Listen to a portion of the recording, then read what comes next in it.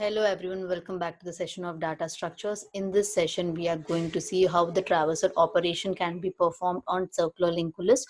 That is how we can traverse in a circular linked list. It is that similar to a single linked list and double linked list, but whatever the condition we check, whether we have reached the tail node or not, it will be little bit different when compared to a single linked list and double linked list, because in circular linked list, always the tail node will always hold the address of the first node. Okay, now let us assume that this is the head node and this is pointing to tail node. Initially, to perform this traversal operation, the first thing we need to check is whether the list is present or not, the nodes in the list are there or not.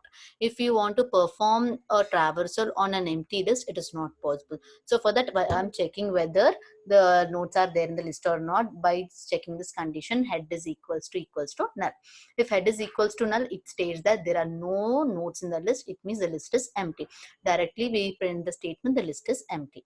If there are some nodes in the list, then we can perform this traversal operation. That is by giving that first, initially I'm assigning the current to head node by the help of this statement. Now I'm checking whether this current next is pointing to head. It means whether current next is storing the address of head node. Is current next storing the address of head node?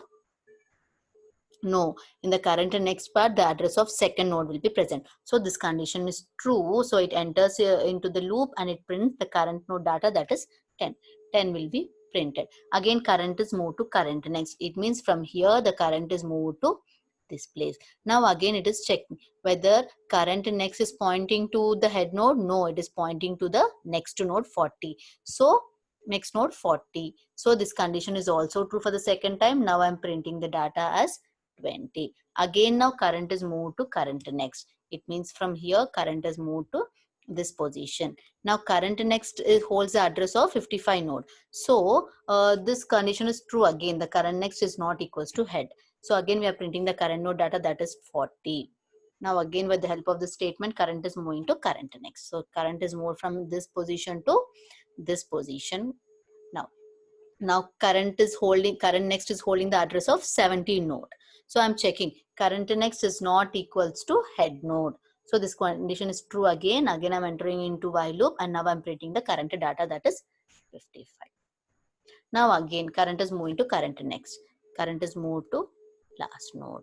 Now current next not equals to head. What does current next holds the address of head node? So this condition is false because current next is holding the address of head node. Current next not equal to head. No, current next is equal to head node. So we don't enter into this loop again. So at last we have to print the 70 also. Again now I'm printing the printf statement after while loop, that is current data. Again I'm printing 70.